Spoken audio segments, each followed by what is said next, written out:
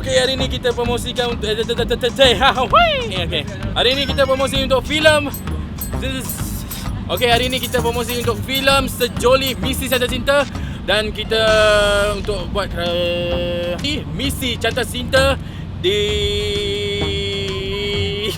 Okey, hari ni hari kedua kita untuk promosikan filem Misi Cinta Cinta. Okey, tunggu. Okey, sekarang kita tengah. Okey, kita bersama dengan Izara Aisyah, artis untuk filem Sejoli. Jom kita temu bual dengan mereka. Dia lah. Okey, kita lihat di sini ramai gila nak kau. Okey, kita lihat di sini ramai gila nak Sekarang untuk berakhirlah sudah promosi untuk filem Sejoli. Berakhirlah sudah untuk promosi filem Sejoli di Berakhirlah sudah untuk promosi filem Sejoli di GSC Putrajaya Alamanda. Terbalik pula ayat dia. Dan jangan lupa subscribe channel kami iaitu Grand Brilliance dan juga like Facebook kami. Okey, berakhirlah sudah untuk promosi filem. Berakhirlah sudah untuk promosi DSC Alamanda Putrajaya dan terima kasih untuk penaja apa? Berakhirlah sudah untuk promosi filem Sejoli di GSC Alamanda Putrajaya.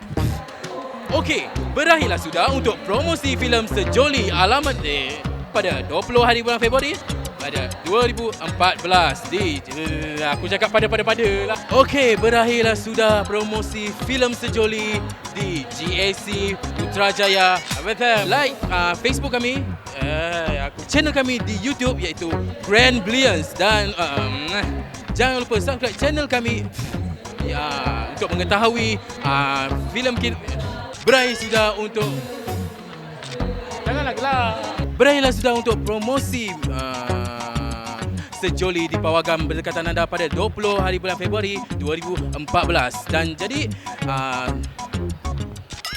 Dan terima kasih kepada Brands Initial kami.